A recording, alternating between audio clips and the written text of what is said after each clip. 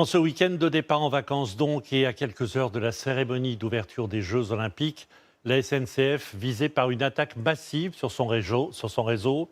Un réseau TGV, 800 000 voyageurs sont concernés sur 1 200 000 attendus ce week-end. Des incendies volontaires sur plusieurs axes, Atlantique, Nord et Est, qui perturbent fortement le trafic. Une matinée de galère dans les gares, comme nous le montre Laszlo Géabert et nos équipes sur le terrain. Des trains qui apparaissent et disparaissent des écrans et des retards qui s'allongent. Trafic extrêmement perturbé ce matin, gare Montparnasse à Paris. Les centaines de voyageurs doivent prendre leur mal en patience. Là, je pars du coup à Bordeaux, moi, et je suis arrivée à 6h40. Donc ça va bientôt faire 2 heures. Voilà, c'est très long. C'est pas très agréable, départ de vacances où on va vers la Bretagne. Donc on attend, on essaye d'être patient. Ce vacancier devait partir à 8h pour Poitiers. En milieu de matinée, il n'avait toujours aucune information. Sur le tableau de bord, le train que j'avais, il a disparu à un moment du tableau de bord, il est revenu, etc. Parce que la SNCF attend d'avoir les informations précises pour pouvoir nous dire si le train existe encore ou pas. Même les trains partis ce matin connaissent des perturbations. Ce TGV est resté bloqué 2 heures à la gare de Massy. On espère tous arriver quand même au moins ce soir. Ce serait pas mal à destination. Mais bon, on ne sait pas trop comment ça va se passer. Cette nuit, des actes de sabotage ont touché simultanément les axes majeurs du réseau SNCF. Les lignes à grande vitesse vers l'ouest, l'est et le nord sont fortement perturbées. À Lille, cette mère de famille voulait rejoindre son fils à Boulogne-sur-Mer pour les vacances. Son train a été supprimé. Oui, ça me contrarie parce que ça fait une journée en moins, parce que j'ai hâte d'être à la mer et de retrouver mon fils, voilà. Même galère pour Ségolène. Elle espère toujours arriver à temps à Paris pour assister à la cérémonie d'ouverture des Jeux Olympiques. L'objectif, c'est d'arriver à Paris avant la fermeture de l'entrée pour la cérémonie d'ouverture, parce que c'était vraiment l'occasion à ne pas manquer aujourd'hui. Au Mans, la déception est immense pour cette famille. Eux vont manquer le spectacle qu'ils attendaient depuis des mois. Du coup, c'est raté pour nous. On rebrousse chemin vers Nantes. Du coup, on recherche un nouveau train pour rentrer à la maison. La cérémonie d'ouverture, du coup, ce sera devant la télé. Il y a ceux qui ne partent pas et ceux qui attendent encore l'arrivée de leurs proches. La fille d'Isabelle vient de Lyon. Son TGV a été détourné sur une ligne classique et circule donc moins vite que d'habitude. Ils viennent de passer par Chartres. Ce qui n'est pas habituel. Non, j'en ai marre d'attendre là. Selon la SNCF, cette situation exceptionnelle a perturbé le trajet d'environ 250 000 voyageurs aujourd'hui. Alors ces attaques ont eu lieu de manière ciblée et coordonnée, annonce le Premier ministre Gabriel Attal, ce qui soulève évidemment de nombreuses questions. Que sait-on de ce qui s'est passé? Quels lieux ont été visés? Pourquoi? Le parquet de Paris annonce se saisir de l'affaire. Léa Merlier, Marion Fiat et Charlotte Gerbelot. Les enquêteurs sont arrivés en renfort dans la matinée. À Croisy, près d'Arras, ces gendarmes arpentent les voies à la recherche d'indices. D'autres inspectent les câbles électriques endommagés. Des dizaines de techniciens s'affairent autour du lieu du sabotage. Il semblerait que ce soit dans des caniveaux où il y a de nombreux câbles qui versaient de l'hydrocarbure et qui ont mis le feu, donc forcément des câbles ont été détériorés. Donc c'est quand même dangereux parce qu'il y a quand même des TGV qui roulent, des trains qui roulent à ce moment-là, et il y aurait pu y avoir des accidents. Au total, 3 sites SNCF ont été visés par des attaques simultanées vers 4 h du matin.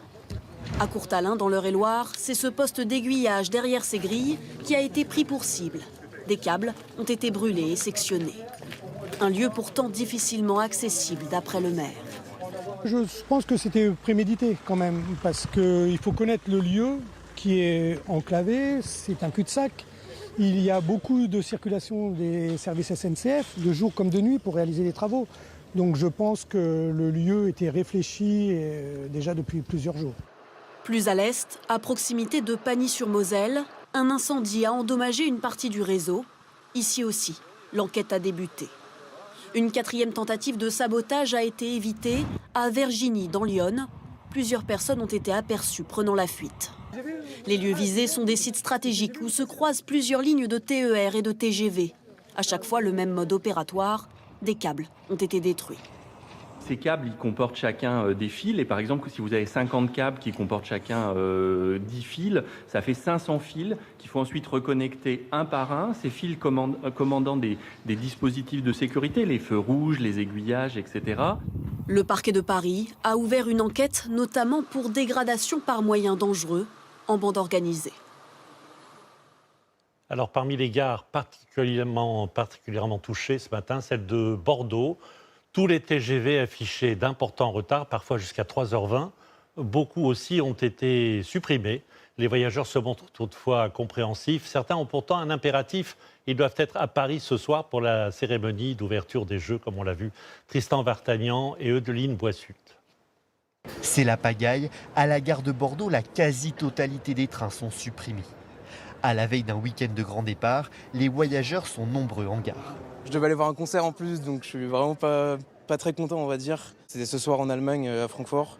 Mais du coup, là, j'y serai jamais à temps. Je me suis dit, je vais partir le jour de la cérémonie des JO parce que les gens vont pas oser voyager le jour de la cérémonie. En vérité, j'aurais dû faire ce que je pensais, à savoir voyager la veille. Vous regrettez ? Un petit peu, mais on va trouver une solution. On va essayer de trouver une solution. Moi, j'espère juste qu'on part aujourd'hui. Déjà, ce sera bien, mais là, quand on voit les trains de 6h46 qui sont toujours pas partis, ça va être compliqué, on va voir. Pour les aiguiller, beaucoup d'agents SNCF ont été mobilisés. La situation évolue à chaque instant. Mais tout ce qui part vers le nord, vers Paris et Strasbourg, pour l'instant, c'est bloqué. Voilà, dès que j'ai les informations, je vous dirai. Beaucoup ont un impératif, se rendre à Paris pour les Jeux Olympiques, comme ces touristes australiens. À cet instant, notre train pour Paris a 2 heures de retard. On ne sait pas trop ce qui se passe, mais on arrivera aujourd'hui ou demain. L'inquiétude commence à monter pour cet homme. Il a ses places pour le rugby à 7 demain. Ils sont un peu amers quand même. Ah oui, tout à fait, parce que bon, c'est un événement important, ça coûte un peu d'argent, c'est prévu, on est à 4-5 copains, on rencontre du monde là-bas, c'est la fête quoi. Et voilà, c'est un peu gâché. Dans cette situation difficile de trouver une alternative de dernière minute, ces voyageurs partagent un taxi à 4 pour se rendre à Paris, mais pas à n'importe quel prix. Ça coûte 1 300 €. Oui, c'est énorme, monsieur. Mais bon, ce qu'on a dépensé globalement, je ne vais pas me plaindre, c'est énorme. Ça vaut le coup donc ? Ah oui. De toute façon, demain, j'y penserai plus, c'est une fois dans la vie. Pour tous les voyageurs concernés, la SNCF promet d'échanger ou de rembourser leurs billets. Retrouvons maintenant notre envoyé spécial à la gare Montparnasse à Paris, Samuel Cardon. Samuel, le trafic vient à peine de reprendre juste derrière vous. Ici, gare Montparnasse, la situation est encore très confuse. Sur les écrans, plus aucune information pour les voyageurs. Après avoir été totalement interrompu, le trafic sur l'axe Atlantique direction Bordeaux reprend petit à petit, mais avec toujours plus de 2 heures de retard. Sur les axes nord et est en direction de Strasbourg et Lille, par exemple, la situation est plus fluide, mais avec toujours 1h30 à 2 heures de retard. L'axe sud en direction de Lyon ou de la Côte d'Azur n'est lui pas touché, les trains circulent normalement. De son côté, la SNCF annonce un nouveau point en début d'après-midi et recommande surtout aux personnes de ne pas venir en gare, de ne pas se déplacer, de rester chez elles pour l'instant. Elle annonce aussi un remboursement à 100% des billets. Tout va être pris en compte et le retour à la normale n'est pas attendu avant lundi matin. Merci beaucoup Samuel. Alors, avant d'accueillir sur ce plateau Patrice Vergrit, ministre délégué au transport, faisons le point dans les gares concernées où les voyageurs scrutent le tableau des trains retardés ou annulés. Nombreux sont ceux qui cherchent aussi une solution de secours pour partir ou pour rentrer. Bus, covoiturage, location de voiture ou patience tout simplement. Mathilde Guénégan, Kevin Guéniou et Marine Giraud. Comment s'organiser face à une telle pagaille? Un jour si particulier, quel plan B? Sylvain est médecin, aujourd'hui il est attendu à l'hôpital de Calais. Pour le moment, il est bloqué à Lille. J'étais à l'heure pour le train cette fois et il est annulé. Si le nouveau train n'arrive pas, on ira peut-être en voiture ensemble ou en covoiturage, je sais pas, mais j'attends de voir des collègues là. Si j'en trouve, on va essayer de s'arranger ensemble. À Rennes justement, Théophile pianote sur son portable. Il tente de trouver une place de covoiturage pour faire le trajet jusqu'à Paris pour la cérémonie d'ouverture des Jeux Olympiques. Ouais, on essaye, hein, les prix s'envolent déjà sur l'application covoiturage, mais bon, on désespère pas. On va essayer de rejoindre Paris quand même, tant bien que mal. On tâchera d'y être, voilà, avec le sourire. Il trouve une place à 44 €, 20 € de plus que le tarif normal. Depuis ce matin, les réservations pour des voyages en covoiturage ou en bus sont en hausse. Plus 50% sur la plateforme Blablacar. À la gare routière d'Orly, les voyageurs se pressent pour ne pas rater le départ. Nous avons tout à fait réussi à trouver une quinzaine de départs, des bus en plus pour effectuer des liaisons d'urgence pour complémenter un peu l'offre qu'on avait déjà en place, qui était déjà optimale pour les vacances, évidemment. Pour certains, le système D coûte cher. Cette famille est bloquée à la gare du Mans. Elle doit rejoindre l'aéroport d'Orly. Seule solution, faire le trajet en VTC. 200 km facturés 700 €, le prix pour sauver les vacances. En appelant d'abord des compagnies de taxi locales, il n'y avait pas de solution. En cherchant une voiture de location, il n'y avait pas de solution. Et donc on a trouvé celle-là. Dans 2 heures maintenant, l'enregistrement va fermer. Et donc on espère juste qu'on arrivera à temps. Stanislas, lui, prend la situation avec un peu de philosophie. Ce Marseillais bloqué à Rennes va faire un peu de tourisme improvisé. Je pense que je vais rester à Rennes quelques jours, profiter un peu plus longtemps de la Bretagne. En revanche, pas question de faire du tourisme pour Mathilde et Jérôme, qui attendent désespérément un autre train pour Paris. Vous avez encore de l'espoir? Ah bah bien sûr. On y croit, hein. Il est à peu près... Ouais. On a encore un peu de temps. On espère voir Céline chanter ce soir. Et une bonne nouvelle dans cette matinée de galère, ils ont réussi à trouver un train. Ils viennent de nous envoyer cette vidéo. Ça y est. Bonjour Patrice Vergric, ministre délégué au transport. Est-ce que vous avez merci d'être avec nous déjà sur ce plateau. Est-ce que vous avez des informations sur la reprise du trafic en général? Oui, bonjour Jacques Legros. Oui, le trafic commence à reprendre. Moi, je veux remercier les agents de SNCF Réseau qui sont fortement mobilisés ce matin. Et vous voyez, la gare Montparnasse et les gares de Bordeaux qui étaient les plus touchées. C'était vraiment la ligne Atlantique qui était touchée. On devrait retrouver un train sur 3 cet après-midi, ce qui montre qu'effectivement ça s'améliore et déjà dès cet après-midi. Est-ce qu'il faut craindre d'autres attaques?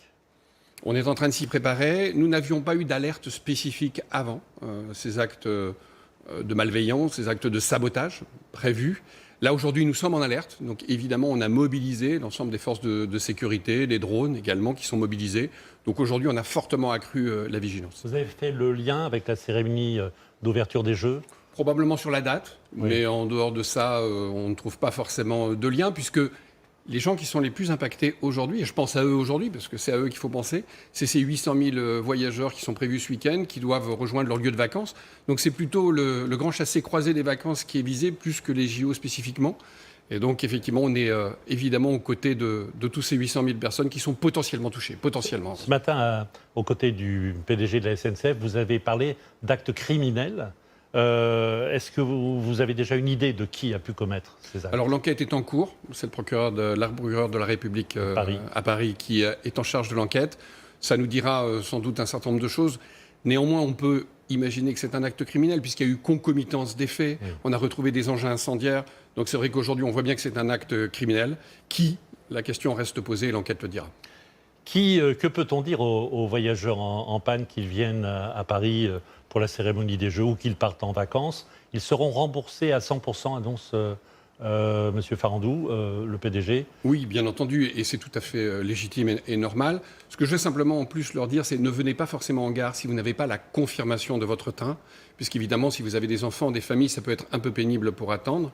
S'attendre aussi à des retards quand même dans les TGV, donc la reprise, notamment à l'Est et au Nord, est à peu près normale, mais on a 1h30 à 2h, donc il faut prévoir quand on a des enfants notamment. Donc bien anticiper les choses, ne pas venir en gare si on n'a pas la certitude de son train. Et puis effectivement, après, on sera aux côtés, bien entendu, de la distribution d'eau si nécessaire, etc. Est-ce que vous avez été au courant d'autres attaques comme celle-ci? Non, on a appris ce matin ces attaques au cours de la nuit, pas d'autres informations. Merci beaucoup, Patrice. Merci à vous. Merci à vous. Sur un réseau ferré de 28 000 km, il est évidemment impossible d'assurer une surveillance complète et permanente. La SNCF a investi des dizaines de millions d'euros ces dernières années pour sécuriser ses voies. Comment cela se passe-t-il concrètement sur le terrain? Florian Litzler et Antoine Boulet. C'est un casse-tête pour la SNCF. Comment protéger en permanence son réseau? 30 000 km de voies ferrées, c'est compliqué. Et même concrètement, infaisable. Il n'est pas possible de toutes les surveiller en temps réel, 24 heures sur 24. Donc on sait que le réseau ferroviaire, que ce soit en France ou dans les autres pays, il est quand même très exposé au monde extérieur. Il subit en moyenne chaque année 2500 actes malveillants et 1000 vols. Des chiffres qui témoignent de la difficulté de la tâche. L'entreprise pourtant met les moyens. Depuis une dizaine d'années, elle s'est équipée de drones. Comme ce petit modèle avec sa caméra thermique, il peut facilement détecter une présence humaine. La SNCF place sur de plus en plus de sites sensibles, comme les armoires électriques, les postes d'aiguillage, des caméras de vidéosurveillance. Mais cela ne suffit pas à empêcher les intrusions. Ces sites, des milliers en France, sont peu protégés. Un cadenas, souvent une simple barrière, pas forcément en bon état, comme ici en Ile-de-France. Leur principale protection, en fait, c'est de ne pas être indiqués, d'être cachés. Pour la SNCF, les saboteurs qui les attaquent savent donc très bien ce qu'ils font. Une fois identifiés, ces sites sont des cibles faciles, vulnérables aux incendies, nous confie un cheminot. C'est un sabotage efficace et pas cher. Il suffit d'un bidon d'essence et d'un briquet. Si c'est fait au bon endroit, ça paralyse toute une ligne. En janvier dernier, des câbles de ce poste d'aiguillage avaient été incendiés près de Paris. Gare de l'Est, le trafic avait été figé toute une journée. Plus d'un an après, l'enquête est toujours en cours. Les auteurs n'ont, selon nos informations, pas encore été interpellés, ni même identifiés. Et voilà ce que nous pouvions dire à cette heure sur ces actions ciblées à la SNCF qui perturbent, vous l'avez compris, considérablement le trafic des TGV.